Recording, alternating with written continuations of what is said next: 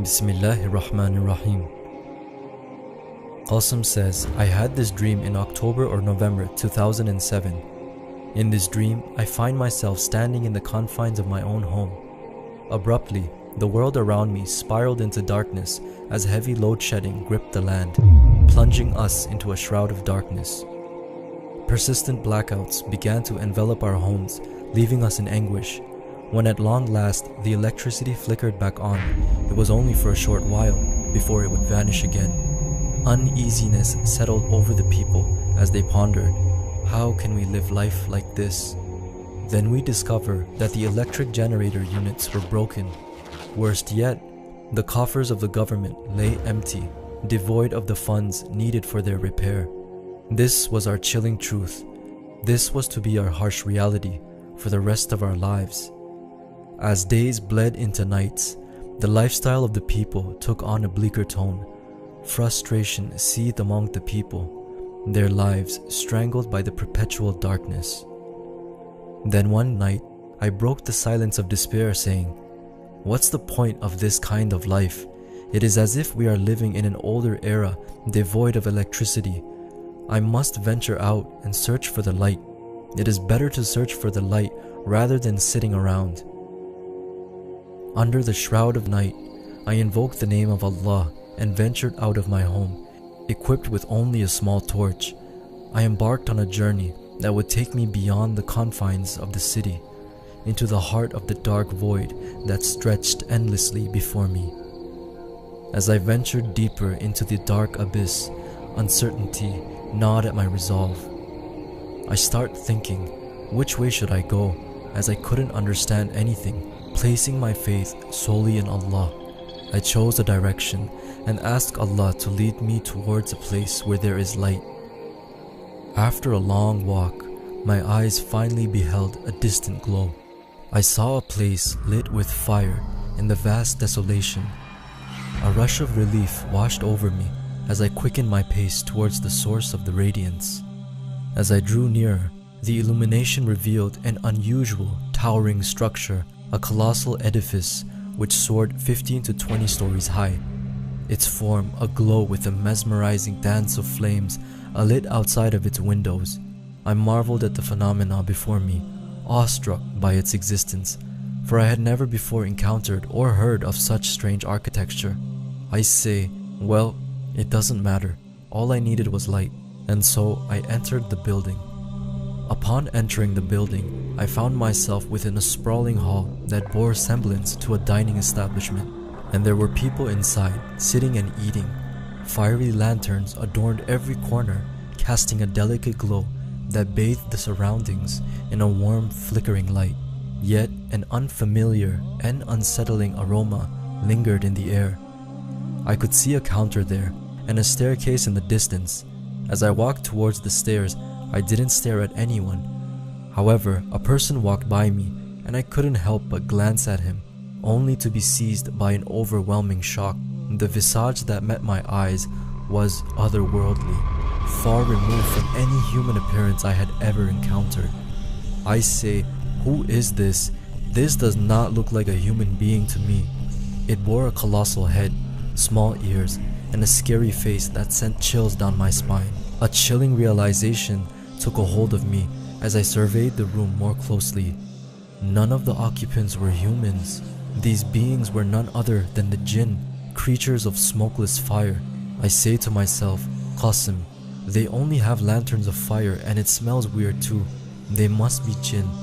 Amid my astonishment, I couldn't help but wonder why the jinn paid no heed to me. Why didn't they seize me or forcibly expel me from their realm? Then I say, perhaps it was Allah's blessings that shielded me from their gaze, as I left with my trust solely in Allah. Nonetheless, I climbed the stairs and reached the second floor. There I saw many rooms, and the jinns also inhabited this floor. I then go to the third floor, and finally reach the top floor. Along the way, I encountered other jinns as well. Yet by the mercy of Allah, I remained concealed from their notice. Finally, I reached the top floor of the building. On the top floor, I saw a vast hall spread before me, and a small room guarded by giant, formidable jinns. This beckoned my curiosity. I said to myself, these jinns for sure have something valuable in that room. The jinn kind were bipedal. They walked upright on two legs. Their physical structure was very similar to a human's. However, some stark differences made them different from humankind. Their skin tones were in the shades of gray, of different hues of blue, greens, or other colors. They had an extraordinarily large face and jaw with smaller ears. Some had a regular body structure. However, the others, especially the guards, were more terrifying and had a stronger build, and they wielded unique weapons unlike anything I had ever seen before. Perhaps these were the elites or the ifrits guarding the ring, but Allah knows best. I approached the room and slowly and cautiously opened the door and snuck inside. The interior of the room bathed in a soft glow of the lanterns. Inside the room, atop a table, rested a small box, its contents a mystery yet to be uncovered. I grasped the box and carefully exited that room and started to swiftly head back. As I crossed the threshold and left the building, a wave of happiness washed over me. The mercy of Allah had shielded me from the gaze of the jinn. Otherwise, the jinn would not have spared me. I tell myself that, at the very least, I have found something. Once again, I invoke the name of Allah to lead me to an even better place than before. I ask, O Allah, this time take me to an even better place than this. After a lengthy journey, I see in the distance an area illuminated by a brilliant, pristine light. Its radiance looked very bright to me. I hastened towards this breathtaking spectacle. Drawing near, my eyes beheld a grand building filled with light. I marveled at the majesty before me, my heart swelling with gratitude for Allah's benevolence. It was a place beyond imagination, a sanctuary of light and beauty. I say, Allah has truly heard my prayers and led me to a place beyond my imagination. Filled with anticipation, I confidently think to myself, no one will be able to see me within this building, and surely there must be a treasure on the top floor that I can take with me and leave this place. With these comforting thoughts, I enter the building. As I entered the building, an overwhelming sense of awe overcame me. The grandeur of the place was nothing short of immaculate, a testament to the impeccable craftsmanship and artistic detail that adorned every corner. It was a marvelous, beautiful place that touched my heart, adorned with decorations everywhere. In the distance, I spotted an elevator, and on my left-hand side, I saw a counter. I say, no one will be able to see me here, and I hastened towards the elevator, but someone from behind called me. They announced, Qasim, wait a moment. My steps stopped. I became shocked and froze on the spot. I say, I thought no one would be able to see me, and I would take the treasure and run from here, but someone has seen me, and he even knows my name. I had believed I would remain invisible, yet here was someone who not only saw me, but he knew my name. Doubt and fear clawed at my resolve, as I stood there frozen in the face of this unexpected revelation, uncertain of the nature of the entity that called me. In that moment of uncertainty and fear, I turned around to face a presence that left me astonished. Before me stood Prophet Sulaiman alayhi salam, standing by the counter. I look at Sulaiman alayhi salam and become shocked, thinking, what is Sulaiman alayhi salam doing here? Sulaiman alayhi salam asked me to come closer. He was wearing beautiful garments of unparalleled purity and flawlessness. When I gazed upon his face, his appearance left me mesmerized. I couldn't fathom that a being could possess such breathtaking beauty. My gaze was drawn to his face, and there it remained, frozen in admiration of Allah's creation.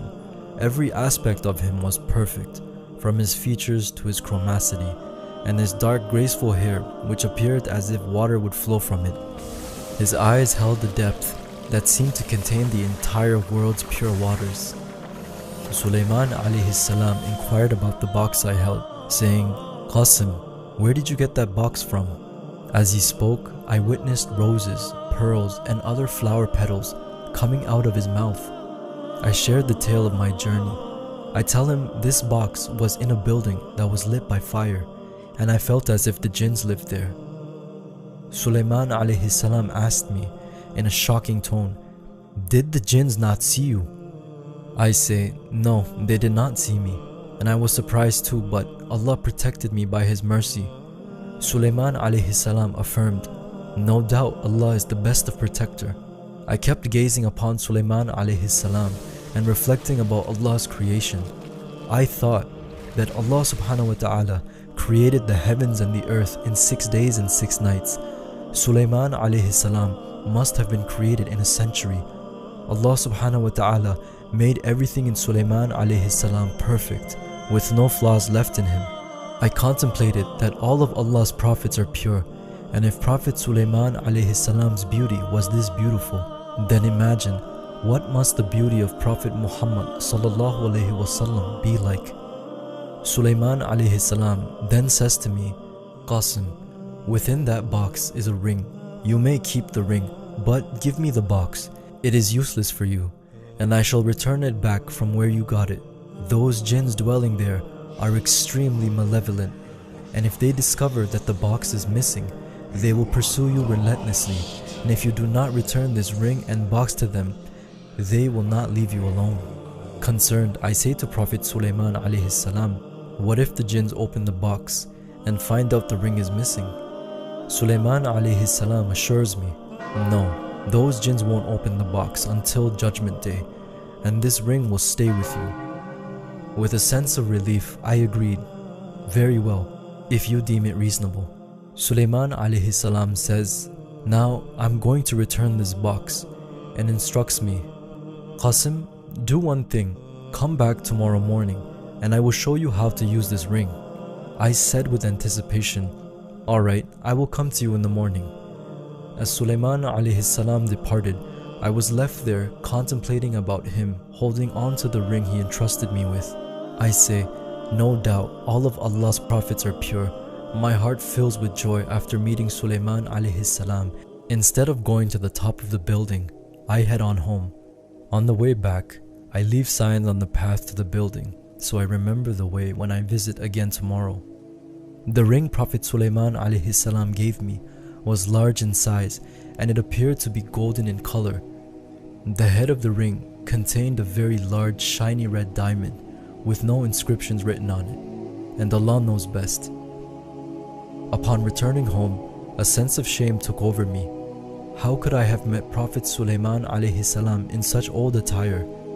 Determined to make amends, I carefully selected new clothes, anticipating my meeting with the noble Prophet in the morning. And when the electricity returned, I ironed my clothes and set them aside. As dawn broke, I showered, donned my fresh garments, and ventured out with eagerness, my heart set on meeting Sulaiman alayhi salam once more. Upon arriving at the building, I headed straight for the counter, but Sulaiman alayhi salam was nowhere to be found. A concern crept over me as I realized that he had instructed me to come in the morning for guidance on using the ring, yet he was absent. However, an unfamiliar man was present there. He inquired, "Excuse me, who are you and who are you searching for?" I explained that Sulaiman alayhi salam had instructed me to come today and I was waiting for him. The man asked, "Is your name Qasim?" I said, "Yes, my name is Qasim." The man says, "Wait, Sulaiman alayhi salam left you a letter. He had to do some urgent work and told me when Qasim comes, give this letter to him." I open the letter. I see the instructions on how to use the ring. I come out of that building and slowly read what Prophet Sulaiman alayhi salam had written. In the letter, Sulaiman alayhi salam had also left detailed instructions on how to control the winds. A sense of happiness welled up within me as I read. I realized that with the power of the ring and control over the winds, I could repair and rework the generator and harness the wind's energy to produce electricity. A boundless amount of electricity could be generated, dispelling the darkness that had long gripped the country by the mercy of Allah. With newfound purpose, I used the ring's power to command the winds to carry me home. Witnessing this supernatural feat, I became very happy, rejoicing in the fact that Allah had indeed answered my prayers, offering a glimmer of hope to a world shrouded in darkness. With great care, I read the instructions within the letter and practiced the art of wielding the ring, ensuring its powers were at my command. Once satisfied with my understanding, I took a decisive step to protect this extraordinary knowledge. I burned the letter, ensuring that its secrets would remain mine alone. And even if someone was to take this ring from me, it would be useless for them. The ring's true nature would remain concealed within my chest, a profound and sacred trust that I would not divulge to anyone, for this ring was indeed a special ring. And the dream ends there. And Allah knows best. Assalamu alaikum.